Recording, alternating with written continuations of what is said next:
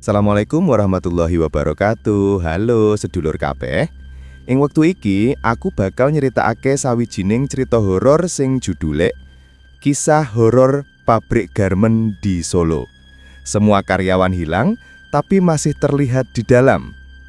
Penasaran piye ceritane? Ayo langsung wae tak wiwiti ceritane. Pernahkah kalian mendengar sebuah cerita bahwa ada sebuah pabrik garmen di Solo yang dulunya ramai dengan aktivitas pekerja? Suara mesin jahit berdentum, kain-kain menumpuk, bahkan aroma keringat bercampur dengan debu kapas seolah jadi bagian dari udara di sana. Namun, entah kenapa, pabrik itu mendadak tutup. Katanya, semua karyawan hilang tanpa jejak. Tapi anehnya, warga sekitar sering mendengar suara mesin jahit dari dalam. Bahkan beberapa orang bersumpah masih melihat para pekerja. Padahal pabrik itu sudah lama kosong. Cerita ini bukan sekadar gosip. Aku sendiri yang akan membawakan kisahnya agar kalian tahu apa yang sebenarnya terjadi di balik tembok pabrik garmen itu. Malam itu, aku diajak seorang teman, namanya Bagus, untuk melihat pabrik garmen yang sudah lama terbengkalai di daerah Laweyan, Solo. Dari luar, bangunannya tampak kokoh, berdiri seperti raksasa tua yang menatap kami dengan mata kosong dari jendela-jendelanya yang sebagian pecah. Cat dinding yang dulunya berwarna putih kini mengelupas, berubah menjadi abu-abu kusam. Sementara beberapa bagian tembok sudah dipenuhi lumut dan tumbuhan liar yang merambat naik hingga ke atap. Aku berdiri memandangi gerbang besar dari besi yang berkarat. Pintu gerbang itu setengah terbuka, seperti sengaja dibiarkan menganga seakan mempersilahkan siapa saja untuk masuk. Tapi bagi siapapun yang punya akal sehat, cukup dengan melihat suasana suramnya saja sudah cukup membuat orang mengurungkan niat. "Kon yakin arep melebu? Kamu yakin mau masuk?" tanya Bagus dengan suara bergetar. Tangannya bahkan terlihat sedikit gemetar ketika menggenggam senter kecil yang dibawanya. Aku hanya mengangguk pelan. Dalam hati, rasa penasaran jauh lebih besar daripada rasa takut. Ada sesuatu yang mendorongku untuk mengetahui kebenaran cerita yang beredar di masyarakat. Banyak cerita misteri yang menyelimuti pabrik garmen ini. Konon, dulunya tempat ini adalah pabrik terbesar di Solo. Ratusan orang bekerja di dalamnya, mayoritas perempuan. Setiap pagi suara mesin jahit terdengar sampai ke jalan raya, dan warga sekitar terbiasa melihat para pekerja keluar masuk dengan seragam biru muda mereka. Tapi suatu hari, cerita itu berubah menjadi kabar yang tidak bisa dipercaya. Pagi itu, tidak ada satupun pekerja yang pulang. Semua lenyap begitu saja. Tidak ada mayat, tidak ada tanda-tanda keributan. Bahkan keluarga mereka pun kebingungan karena semua orang di dalam pabrik lenyap. Yang lebih aneh lagi, saat polisi masuk untuk menyelidiki, mereka mendapati mesin-mesin jahit masih bergerak seakan sedang dipakai. Jarum-jarumnya menancap dan bergerak naik turun cepat meski tidak ada kain yang dijahit. Tapi tak ada satupun orang di dalam pabrik.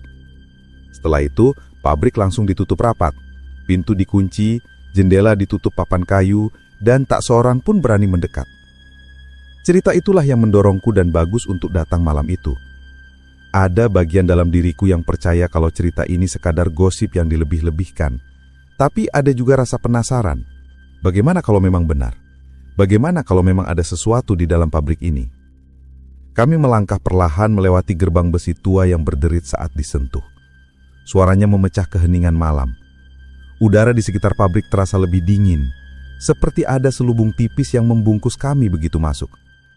Bau besi berkarat bercampur dengan aroma kain lembab dan debu menyeruak ke hidung. Rasanya kok aneh yo? Rasanya kok aneh ya?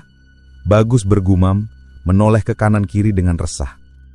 Aku tidak menjawab, hanya menyorotkan senterku ke arah lantai. Lantai semen itu dipenuhi benang-benang jahit yang berserakan. Ada yang merah, biru, putih, bahkan ada beberapa gulungan benang yang masih utuh terletak di sudut ruangan, seakan baru saja digunakan. Semakin jauh kami melangkah, semakin terasa sepi dan sunyi. Hanya suara langkah kaki kami yang bergema di dalam ruangan kosong itu. Tiba-tiba, aku mendengar sesuatu, samar-samar, seperti jarum mesin jahit yang bergerak naik turun. Tik, tik, tik, tik, tik, tik, tik, tik. Aku berhenti berjalan, menajamkan telinga. Bagus juga tampak menyadarinya, karena ia juga ikut berhenti dan menoleh ke arahku. "Bagus, kue krungu ora? Bagus, kamu dengar nggak?" Tanyaku pelan, suaraku hampir berbisik. Ia menelan ludah, lalu mengangguk pelan. "Krungu, dengar." Jawabnya singkat, wajahnya semakin pucat. Padahal kami belum mencapai ruang produksi. Suara itu jelas terdengar dari arah dalam, dari balik pintu besi berkarat yang masih tertutup di ujung lorong. Aku dan Bagus saling berpandangan. Ada ketakutan di matanya, tapi ada juga rasa penasaran. Aku sendiri tidak tahu mana yang lebih kuat, rasa takut atau rasa ingin tahu. Tapi entah kenapa, kakiku tetap melangkah maju. Ketika kami sampai di depan pintu besi besar itu, aku bisa melihat cat merah yang sudah pudar. Pintu itu penuh dengan goresan, seperti ada yang berusaha menggaruk-garuk dari dalam. Aku meraba permukaan pintu, terasa dingin dan lembab. Dengan sedikit tenaga, kami mendorong pintu itu bersama-sama. Suara besi berkarat berderit panjang, menusuk telinga, membuat bulu kuduku berdiri. Pintu itu terbuka perlahan, dan di baliknya terlihat ruangan luas berisi mesin jahit. Mesin-mesin itu berjajar rapi, seperti tentara yang berdiri siap siaga. Debu menutupi sebagian besar permukaannya. Tapi yang membuat kami terkejut adalah beberapa mesin yang masih bergerak. Jarumnya naik turun cepat, menusuk udara kosong, seakan sedang menjahit kain yang tak terlihat. Aku mundur satu langkah, jantungku berdegup cepat. Bagus bahkan sampai menahan napasnya. Kami terpaku menatap fenomena yang tidak masuk akal di depan mata kami. Suara mesin semakin jelas. Tik, tik, tik, tik, tik, tik. Ritmenya teratur, seakan ada banyak orang yang sedang bekerja bersamaan. Aku menyorotkan senter ke arah mesin-mesin itu, dan saat cahaya mengenai kursi di depan mesin, aku melihatnya. Ada sosok samar duduk di sana. Bukan hanya satu, ada banyak. Sosok-sosok itu duduk dengan posisi tubuh membungkuk, tangannya mereka bergerak naik turun, persis seperti orang yang sedang menjahit. Tubuh mereka tampak pucat, hampir transparan. Beberapa wajah masih terlihat utuh, tapi mata mereka kosong menatap lurus ke depan. Ada yang lebih mengerikan lagi. Beberapa sosok itu tidak memiliki bibir, hanya gusi terbuka yang terlihat saat mereka tersenyum.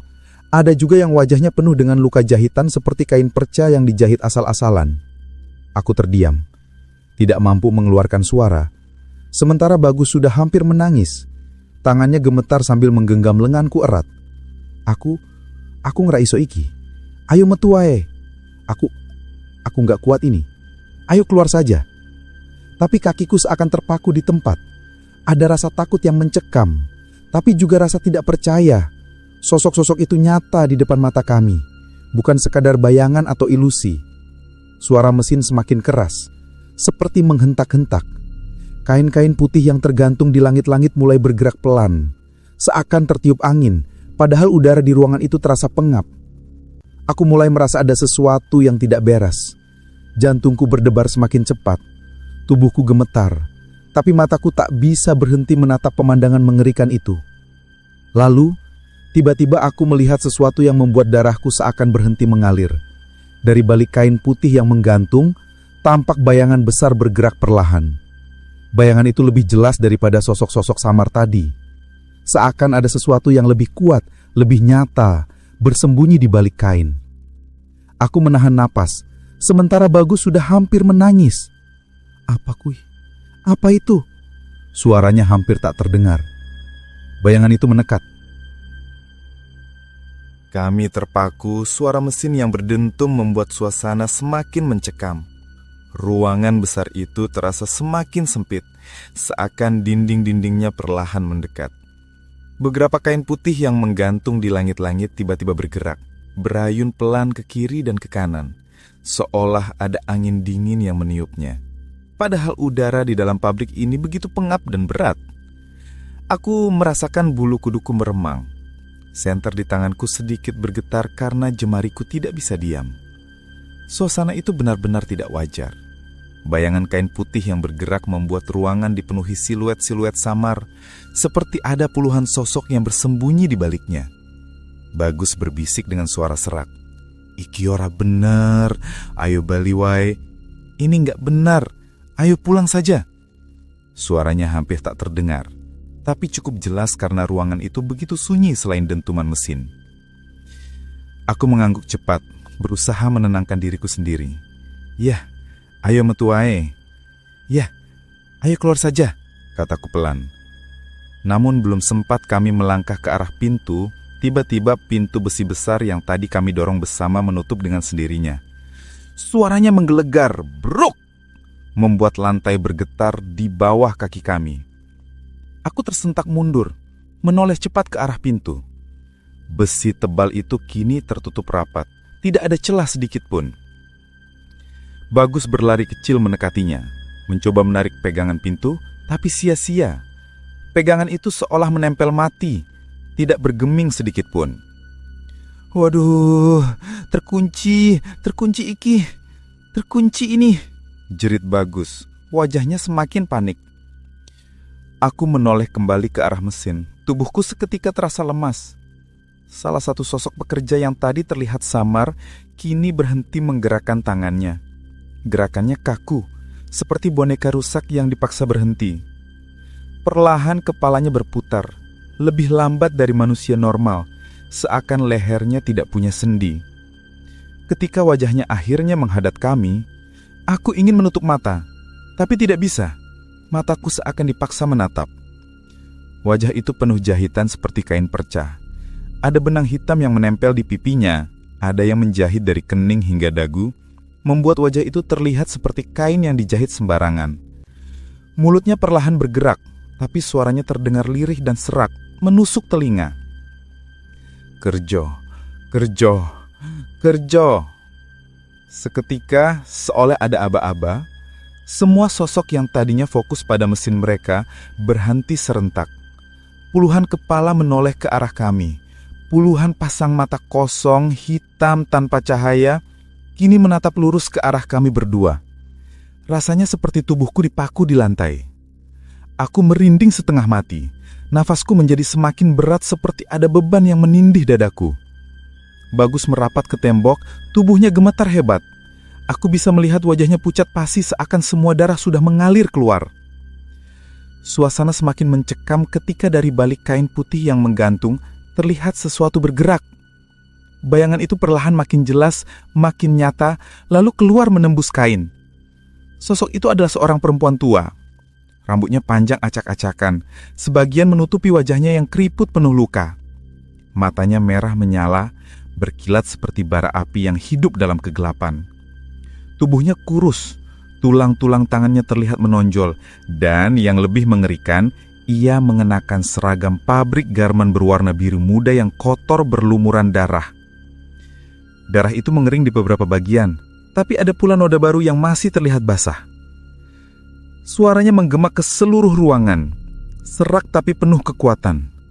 "Kowe mlebu ning kene, arep melu kerja ta? Kamu masuk sini, mau ikut kerja juga?" Aku tidak bisa menjawab. Lidahku keluh, badanku kaku seperti patung. Sementara Bagus sudah menempel ke tembok, matanya membelalak, wajahnya benar-benar kehilangan warna. Perempuan itu melangkah pelan ke arah kami. Setiap langkahnya menghasilkan suara duk, duk, duk, yang entah kenapa bergema lebih keras daripada seharusnya. Dan setiap kali ia melangkah, mesin-mesin jahit berhenti, satu persatu. Jarum-jarum yang tadinya menancap udara, mendadak diam membeku. Ruangan besar itu yang tadinya dipenuhi suara dentuman mesin kini menjadi sunyi senyap. Hanya tersisa suara nafas kami berdua yang tercekak. Nafasku terasa begitu berat seperti ada tangan tak kasat mata yang menekan leherku. Sosok perempuan itu berhenti tepat di tengah-tengah ruangan. Matanya menatap tajam ke arah kami, sinar merahnya seperti menembus kulit dan tulang. Lalu dengan suara yang lebih dalam, ia berkata, "Sing mlebu kene, ora iso metu maneh. Yang masuk sini tidak bisa keluar lagi." Kalimat itu membuat seluruh bulu kuduku berdiri. Suara itu bukan hanya terdengar di telinga, tapi juga bergema di dalam kepalaku, seolah-olah kata-kata itu langsung menghantam jiwaku. Bagus menjerit kecil, lalu menunduk sambil memejamkan mata. Aku ingin melakukan hal yang sama, tapi mataku tak bisa lepas dari tatapan perempuan itu. Ada sesuatu di dalam matanya yang membuatku terpaku. Aku mulai merasakan hawa dingin menjalar dari kakiku, naik perlahan ke tubuhku. Tanganku mati rasa, jemariku terasa membeku. Kain-kain putih di atas kepala kembali bergoyang, tapi kali ini goyangannya lebih cepat, seperti ada sesuatu yang bergerak di baliknya. Sesekali aku melihat bayangan lain, lebih besar, melintas cepat. Perempuan itu kembali melangkah. Kini jaraknya hanya beberapa meter dari kami. Dari dekat, wajahnya terlihat lebih mengerikan. Kulitnya pucat keabu-abuan, di beberapa bagian terkelupas seperti kain yang tersobek, matanya merah menyala dan mulutnya ketika terbuka memperlihatkan gigi-gigi hitam penuh darah. Aku ingin berteriak tapi tenggorokanku terkunci. Bagus menatapku lalu berbisik cepat. Ayo lari Saiki. Ayo lari sekarang. Aku menoleh sebentar, tapi ketika kembali menatap ke depan, perempuan itu sudah berdiri jauh lebih dekat. Hampir setengah meter di depan kami. Bau amis darah langsung menyengat hidungku bercampur dengan bau kain lembab yang membusuk. Aku tersentak mundur, hampir terjatuh. Bagus menahan lenganku, wajahnya penuh keringat dingin. Perempuan itu menyeringai, bibirnya robek ke samping hingga hampir ke telinga. Senyuman itu begitu lebar, tapi mengerikan. Suaranya berubah menjadi lebih berat seperti berasal dari dasar bumi. Kowe loro saiki, dadi karyawan anyar, selawase. Kalian berdua sekarang jadi karyawan baru selamanya. Begitu ia mengucapkan kalimat itu, ruangan yang tadinya sunyi mendadak dipenuhi suara. Mesin-mesin kembali bergerak serentak. Tik tik tik tik tik tik. Suaranya seperti ribuan jarum menghantam besi. Kain-kain putih berterbangan liar, seperti ada badai di dalam ruangan tertutup itu. Dari lantai, perlahan muncul noda hitam pekat, seperti darah yang merembes dari bawah tanah. Bau anyir makin menyengat membuatku hampir muntah. Aku menatap ke arah sosok pekerja yang tadi diam. Kini mereka semua berdiri dari kursi masing-masing, bergerak lambat tapi pasti, tubuh mereka kaku, kepala mereka menunduk, lalu satu persatu menoleh ke arah kami dengan gerakan serentak. Puluhan pasang mata kosong itu kini melangkah maju, mendekat. Aku mundur, tubuhku gemetar hebat. Bagus ente sampai terhuyung, hampir jatuh. Suara-suara lirih mulai terdengar di antara dentuman mesin. Suara itu bukan hanya dari perempuan tua, tapi dari semua sosok yang mendekat. Melu kerjo, melu kerjo, melu kerjo. Suara itu menggema di seluruh kesutan di seluruh ruangan. Aku merasa telingaku berdengung, kepalaku berputar. Perempuan tua itu mengangkat tangannya perlahan, menunjuk tepat ke arahku. Jari-jarinya panjang dan kurus, kukunya hitam dan dari ujung jarinya menetes cairan merah. Kowe yang sabanjurne. Kamu yang selanjutnya. Tubuhku lemas seketika. Aku mencoba berdoa dalam hati, menyebut nama Tuhan, tapi lidahku kaku. Sementara itu, Bagus mulai menarik lenganku, mencoba mengajakku kabur meski pintu tertutup rapat. Kami benar-benar terkepung. Malam itu, tubuhku terasa seakan bukan milikku sendiri. Nafasku terengah-engah, dadaku naik turun tak beraturan, dan keringat dingin membasahi pelipisku. Aku mencoba berdiri, tapi kakiku gemetar tak karuan. Pandanganku kabur, hanya samar-samar cahaya bulan yang menyorot bangunan tua di depanku. Pabrik garmen itu terlihat biasa saja dari luar. Hening, kosong, dan tak menunjukkan tanda-tanda kehidupan. Tapi aku tahu, itu semua cuma ilusi. Aku baru saja keluar dari neraka yang tersembunyi di balik temboknya.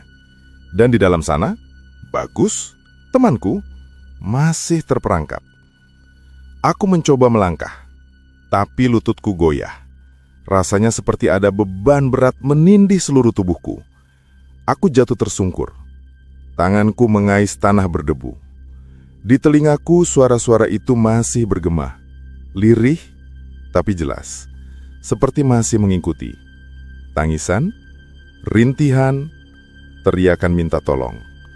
Mereka yang hilang, para pekerja yang tak pernah kembali kini mengikatkan diri pada pikiranku.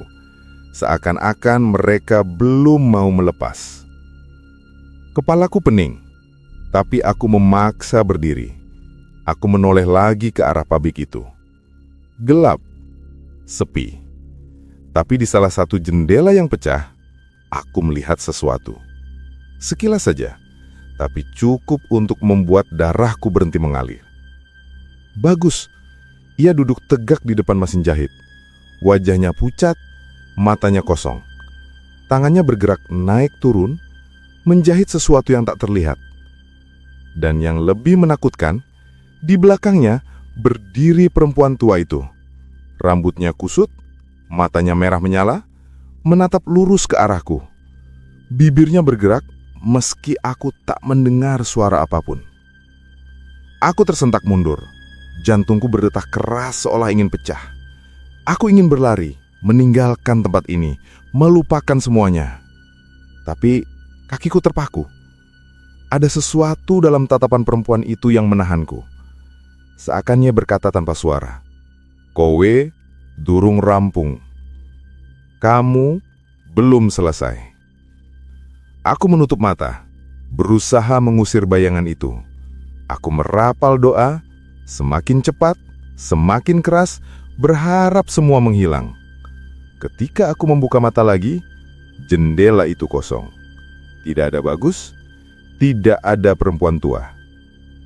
Tapi aku tahu, mereka ada di sana, menunggu. Aku berbalik, berusaha pergi. Jalan setapak menuju keluar terasa begitu panjang. Setiap langkah seperti 1000 langkah. Pohon-pohon di sekitarku bergoyang pelan tertiup angin. Tapi suaranya seperti bisikan. Daun-daun yang bergesekan terdengar seperti ratusan mulut yang berbisik bersamaan. Aku menutup telinga, tapi suaranya tetap menembus. Kerjo, kerjo, kerjo. Aku tersandung batu, hampir jatuh lagi. Nafasku tercekik. Aku berlari secepat yang bisa kulakukan, menembus kegelapan malam. Tapi meski aku sudah menjauh, suara mesin jahit itu masih mengikuti. Tik, tik, tik, tik. Suara jarum yang menusuk kain berulang tanpa henti. Setelah entah berapa lama, aku akhirnya sampai di jalan raya. Lampu jalan redup, tapi cukup membuatku yakin aku sudah keluar dari area pabrik. Aku terhuyung, berdiri di tengah jalan, berharap ada kendaraan lewat. Namun, jalanan kosong, seperti mati. Aku menoleh ke belakang sekali lagi. Pabrik itu masih tampak samar dari kejauhan, diam. Tapi aku tahu kebenarannya. Dan aku tahu Bagus masih di dalam. Pertanyaan besar menghantam kepalaku. Haruskah aku kembali atau meninggalkannya di sana selamanya? Aku menggigit bibirku. Air mataku menetes tanpa bisa kutahan. Bagus temanku, sejak kecil. Kami tumbuh bersama, sekolah bersama, bahkan sama-sama punya mimpi merantau suatu hari nanti. Dan sekarang, dia terjebak di neraka yang tak terlihat. Tanganku mengepal. Aku mencoba menenangkan diri, menimbang kemungkinan. Kalau aku kembali, bisa saja aku ikut terjebak lagi. Mungkin kali ini selamanya. Tapi kalau aku pergi, aku akan dihantui rasa bersalah seumur hidupku. Suara Bagus saat menjerit tadi masih terngiang. Matanya kosong, tubuhnya dikendalikan. Apa aku tega meninggalkannya begitu saja? Aku terduduk di aspal, menatap kosong. Keringat dingin terus mengalir, dadaku sesak. Angin malah menusuk tulang. Aku mencoba berpikir jernih, tapi setiap kali menutup mata, wajah Bagus muncul. Pucat, tanpa jiwa. Tiba-tiba, dari arah pabrik, aku mendengar sesuatu. Suara langkah kaki. Pelan, berirama, mendekat. Aku langsung bangkit, menoleh. Jalan setapak gelap, tapi aku bisa melihat sosok samar berjalan keluar dari kegelapan. Aku memicingkan mata, berusaha memastikan. Semakin dekat, sosok itu semakin jelas. Bagus. Ia duduk tegak di depan mesin jahit. Wajahnya pucat, matanya kosong. Tangannya bergerak naik turun, menjahit sesuatu yang tak terlihat. Aku tercekak. Jalan kaku seperti boneka bambu. Matanya kosong, wajahnya pucat pasi. Bibirnya terkatup rapat, tapi tubuhnya bergerak lurus ke arahku. Aku ingin berlari, tapi kakiku kaku. Aku ingin berteriak, tapi suaraku hilang. Bagus terus mendekat. Bagus, suaraku akhirnya keluar, lirih, bergetar. Ia berhenti beberapa meter dariku. Matanya menatapku kosong. Tangannya gemetar, lalu perlahan ia angkat menunjuk ke arah pabrik. Lalu bibirnya bergerak, meski aku tak mendengar suara apapun. Kerjo. Aku membeku. Itu bukan suara Bagus, itu suara perempuan tua tadi, keluar dari mulutnya. Suara serak yang menggema. Tubuhku bergemetar hebat. Aku mundur selangkah. 2 langkah. Bagus tetap menatapku. Jarinya masih menunjuk ke arah pabrik. Kerjo. Kerjo. Saiki giliranmu. Aku menutup mata, berusaha mengusir bayangan itu. Aku merapal doa semakin cepat, semakin keras, berharap semua menghilang. Aku menutup telinga, jerit sekuat-kuatnya, tapi suara itu tetap terdengar. Bukan hanya dari mulut Bagus, tapi dari sekelilingku. Dari pepohonan, dari tanah, dari udara, puluhan ratusan suara bergema. Aku berlari secepat yang bisa kulakukan, menembus kegelapan malam. Tapi meski aku sudah menjauh, suara mesin jahit itu masih mengikuti. Tik, tik, tik, tik. Suara jarum yang menusuk kain berulang tanpa henti. Setelah entah berapa lama, aku akhirnya sampai di jalan raya. Lampu jalan redup, tapi cukup membuatku yakin aku sudah keluar dari area pabrik. Aku terhuyung, berdiri di tengah jalan, berharap ada kendaraan lewat. Namun, jalanan kosong, seperti mati. Aku menoleh ke belakang sekali lagi. Pabrik itu masih tampak samar dari kejauhan. Diam. Tapi aku tahu kebenarannya. Dan aku tahu Bagus masih di dalam. Pertanyaan besar menghantam kepalaku. Haruskah aku kembali? Atau meninggalkannya di sana selamanya? Aku menggigit bibirku. Air mataku menetes tanpa bisa kutahan. Bagus temanku sejak kecil. Kami tumbuh bersama, sekolah bersama, bahkan sama-sama punya mimpi merantau suatu hari nanti. Dan sekarang, dia terjebak di neraka yang tak terlihat. Tanganku mengepal. Aku mencoba menenangkan diri, menimbang kemungkinan. Kalau aku kembali, bisa saja aku ikut terjebak lagi. Mungkin kali ini selamanya. Tapi kalau aku pergi, aku akan dihantui rasa bersalah seumur hidupku. Suara Bagus saat menjerit tadi masih terngiang. Matanya kosong, tubuhnya dikendalikan.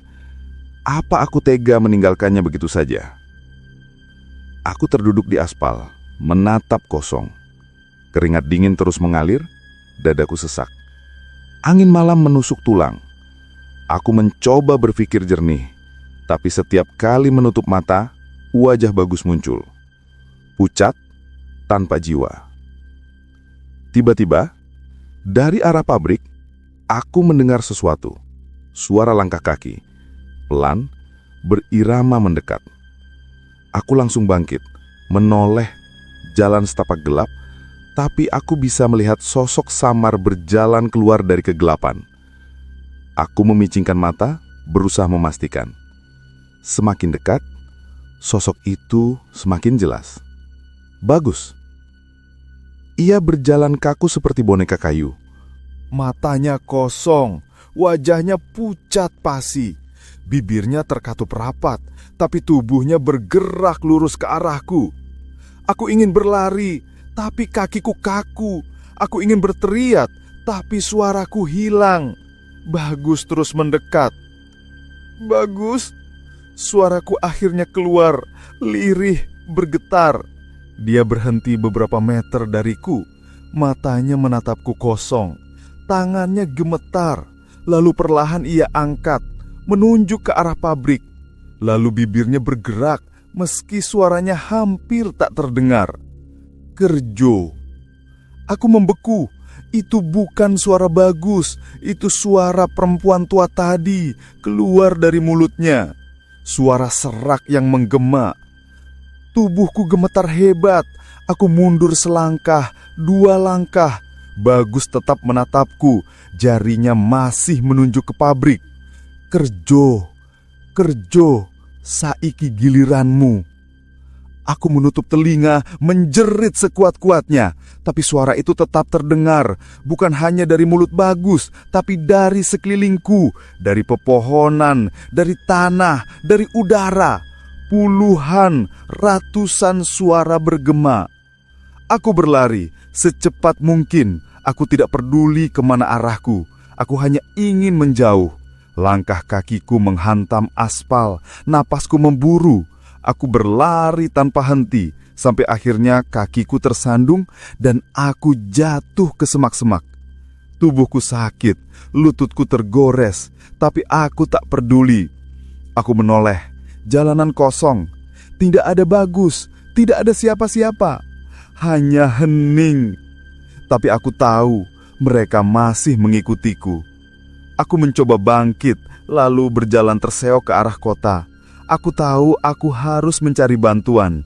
Polisi, warga, siapa saja. Aku tak bisa menghadapi ini sendirian. Tapi saat aku akhirnya melihat cahaya lampu rumah di kejauhan, aku sadar sesuatu. Bagus takkan bisa kembali.